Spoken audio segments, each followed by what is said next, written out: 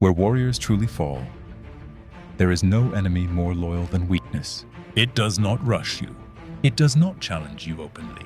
It waits in the quiet space between intention and action, in the pause before the step forward, in the second where courage should move, but doubt whispers instead. That is where warriors fall.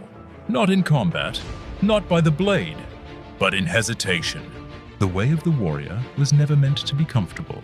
It was never designed to make men feel safe. It was designed to make them unbreakable. Strength does not grow in peace. It grows where resistance lives. Hattori Ren was born in the year 1591, in a Japan that still breathed war. He was gifted with everything a young samurai could ask for: status, teachers, a respected family name. By 21, he had already been called a prodigy. His sword form was flawless, his posture perfect, his future secure, or so it seemed. But perfection built on comfort shatters the moment pressure arrives. Ren would learn this the hard way. Chapter 2. The duel that exposed the truth, Kyoto autumn of 1613. Ren stepped into the circle before nobles, monks, and warriors. His opponent was a nameless ronin, dust on his clothes, scars on his hands, no banner behind him. The duel was expected to be brief. It ended in 2 breaths. Ren waited for the signal. His training screamed precision. His mind screamed caution. And in that gap, the ronin moved. 1 strike, clean. Final Ren's sword fell before his body understood defeat. The crowd gasped. His reputation collapsed in silence. That night, Ren did not return home. He left the city before dawn, carrying nothing but shame and a question that burned inside him. If I was so skilled, why did I fail? Chapter 3. The Man Who Walked Without Shadow. 3 days into the mountains, Ren found a small wooden hut beside a river. Sitting outside, it was the ronin who had defeated him. "You followed me," Ren said, hand on his blade. "No," the ronin replied calmly.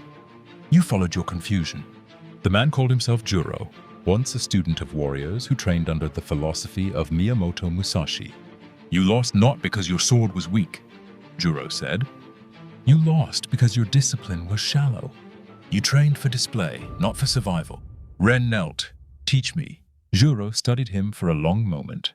"I will teach you the 10 laws of the Unbreakable, but they will strip you of who you think you are." Ren bowed lower. "Strip me." Chapter 4. Law 1. Begin without debate.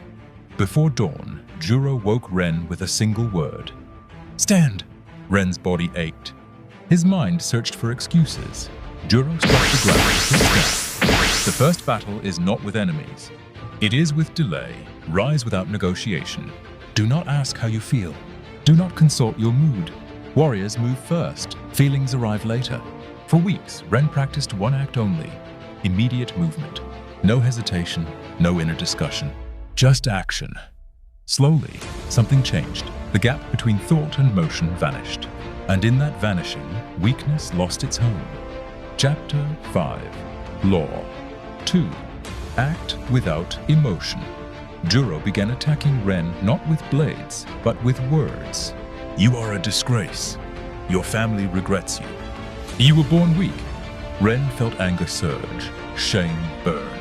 Pride screamed. Juro stopped him mid-motion. "You let feelings command your sword. Then you are no warrior. You are a servant to storms inside you."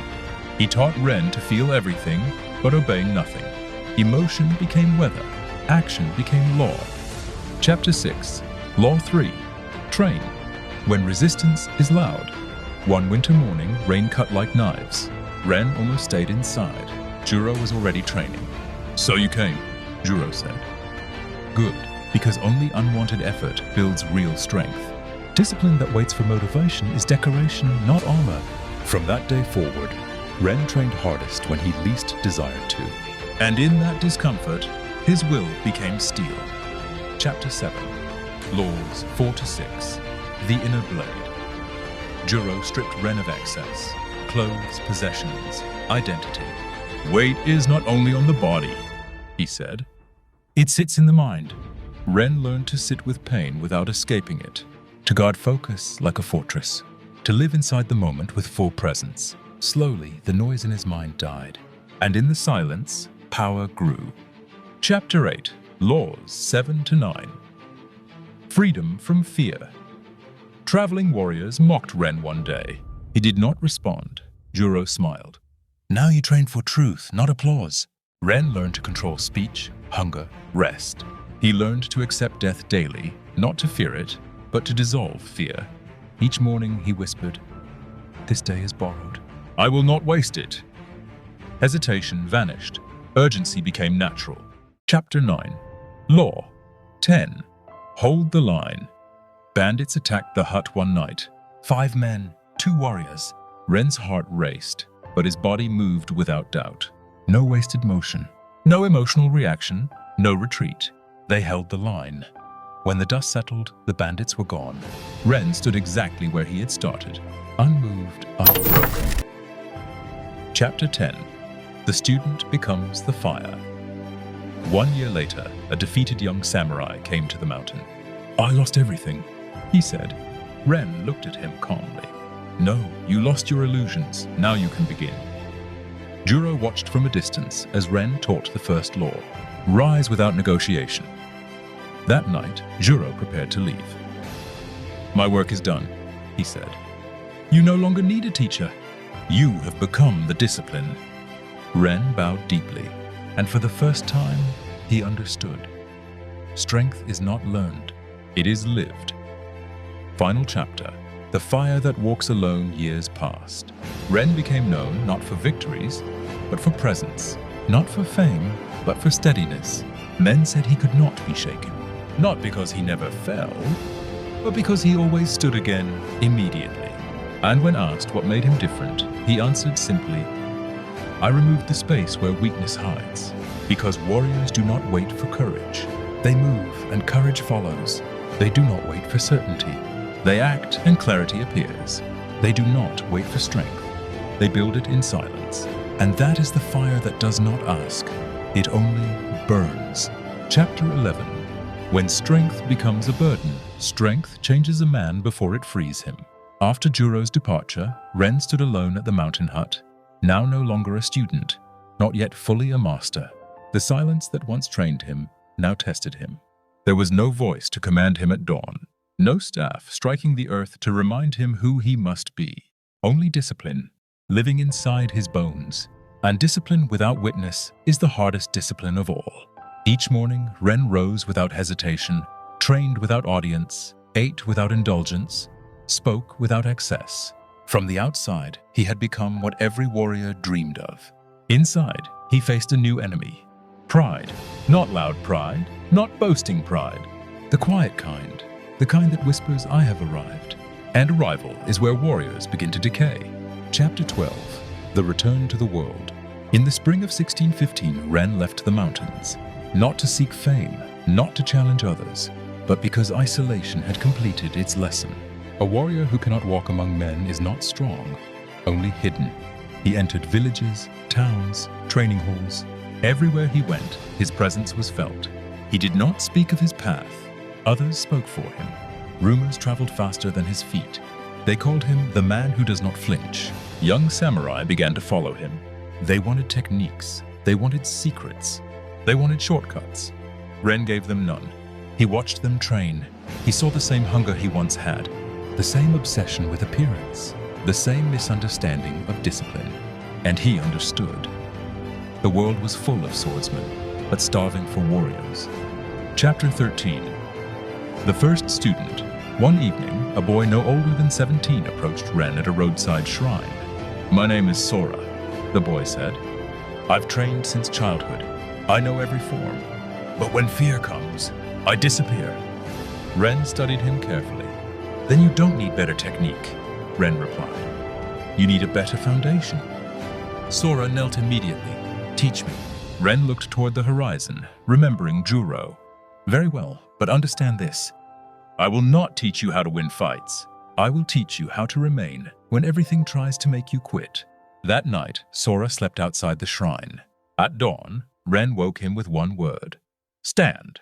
The cycle began again. Chapter 14. The Trial of Silence. Ren's first test for Sora was not combat, it was silence. For 7 days, Sora was forbidden to speak. No complaints, no explanations, no questions. On the 3rd day, frustration burned inside him. On the 5th day, anger. On the 7th day, clarity. When the trial ended, Ren said, "You speak to escape discomfort. Warriors speak only when words sharpen truth." Sora bowed deeply. He had learned his first lesson, not in movement, but in restraint. Chapter 15. The Return of Fear. Years earlier, fear had ruled Ren. Now fear returned, but not as weakness. One night, as Ren and Sora traveled through a forest pass, armed men surrounded them. Not bandits, mercenaries, trained, calm, watching. Their leader stepped forward. "You are Hattori Ren. Many say you cannot be shaken. We are here to see if that is true." Ren did not reach for his sword. He reached for his breath. Slow, still, grounded. Fear rose, but fear no longer commanded him. The men attacked. What followed was not chaos. It was discipline in motion. Ren moved like water guided by stone. Sora watched, stunned, not by violence, but by calm. When it ended, the mercenaries lay defeated. Sora looked at Ren with wide eyes. "You were not angry. You were not rushed." Ren answered quietly. Emotion spends energy. Discipline preserves it. Chapter 16. The Hidden Cost of Being Unbreakable. As Ren's reputation grew, so did his isolation. People admired him, but they could not approach him. They saw strength, but not humanity. One night, Sora asked, "Master, do you ever feel lonely?" Ren did not answer immediately. Then he said, "Loneliness is the price of walking a path most will not choose, but solitude is not emptiness. It is space to become who you must be." Still, the question stayed with him.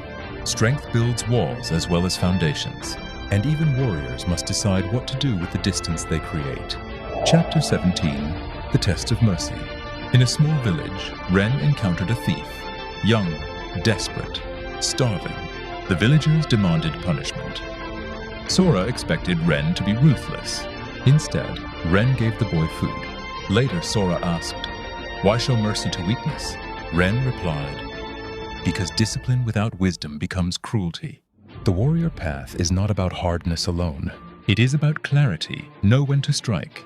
Know when to spare. That night, Sora understood something new. Strength is not proven by destruction. It is proven by control. Chapter 18. When the past returns. Years later, Ren returned to Kyoto, the city where he once fell. The dueling grounds were unchanged. The memories were not. A nobleman recognized him. "You were the prodigy who lost to a ronin." Ren bowed slightly. "I was the man who needed to lose." The nobleman laughed nervously. "I hear you are unstoppable now."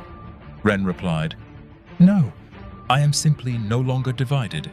And in that moment, the past released its grip. Chapter 19. The Quiet Truth. That night, Ren sat alone beneath the stars. He thought of Juro, of fear, of pride, of discipline. And he realized something deeper than all 10 laws. Discipline is not about becoming strong. It is about becoming consistent.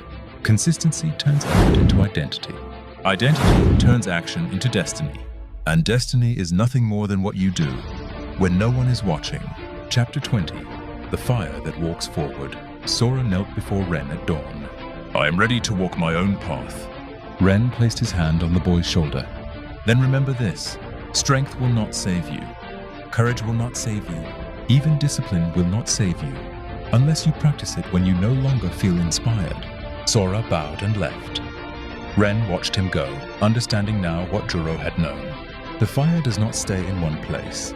It moves from soul to soul. And the warrior does not chase glory. He becomes the ground on which others learn to stand. Chapter 21. The Weight of Years. Time does not weaken the disciplined, it reveals them. By the year 1625, Hattori Ren was no longer spoken of as a wandering warrior. He was spoken of as something rarer, a man whose presence reshaped others without command. He did not seek students. They found him, not because he promised victory, but because he embodied steadiness. Ren's hair had begun to show silver at the edges. His body bore the quiet marks of long roads and harder mornings, but his movements remained precise, not sharp with youth, solid with certainty. And certainty is stronger than speed. Chapter 22. When the storm comes. One winter, war returned to the provinces, not in banners and armies, but in raids, broken villages, and frightened people. Bands of mercenaries roamed, testing the weak, burning what could not defend itself. Ren did not chase them. He stood where they would eventually come. At a small mountain crossing, Ren made camp beside a village too poor to protect itself. The villagers begged him to leave. "They will kill you," they said. Ren replied calmly, "They may try, but this place will not burn." Fear filled the villagers' eyes, but fear did not live in Ren anymore. Chapter 23. The Night of the Crossing. They came at dusk, 8 men armed, confident. They saw one warrior standing alone by the fire. They laughed. "You guard this place by yourself?" the leader asked. Ren answered softly, "No, I guard it with discipline." The attack was fast. Ren was faster, not with speed, with decision. No wasted breath, no wasted movement, no wasted fear. When the night ended, the mercenaries lay unconscious on the snow. Not dead, defeated. The villagers stared in silence. Ren did not celebrate. He cleaned his blade, sat by the fire, and waited for morning, because discipline does not seek recognition. It simply does not fail. Chapter 24. The question every warrior faces that night. A young villager approached Ren. "Why do you keep fighting? You could live quietly. No one would blame you." Ren looked into the fire before answering. "Because if I walk away when I can stand, then everything I trained for becomes decoration. Strength unused is not strength, it is vanity." The boy asked, "Aren't you tired?" Ren nodded slowly. "Yes, but tiredness is a sensation. Purpose is a direction. And direction always outlives sensation." Chapter 25. The Return of Sora Years Past. One spring morning, Ren saw a familiar figure walking up the mountain path. It was Sora, older, taller, scarred, calmer. They bowed to each other, not as master and student, but as warriors who had walked their own roads. "I've taught many," Sora said. "But sometimes I wonder, have I taught correctly?" Ren smiled faintly. "If they stand when it hurts, you taught correctly. Everything else is decoration." They trained together in silence that day. No words, no instruction, only shared discipline. And in that silence, Ren knew. The fire had survived beyond him. Chapter 26. The Last Lesson. That evening, Ren spoke. "Tomorrow I leave this place." Sora looked surprised. "Where will you go?" Ren replied, "Where I am no longer needed." Sora understood. The final discipline is knowing when to step aside. Not from weakness, from completion. Ren spent the night writing. Not techniques, not stories, only 10 simple lines. Not laws, not commands, reminders. For those who would come after. Thank you for watching this video. Please like, share, and comment.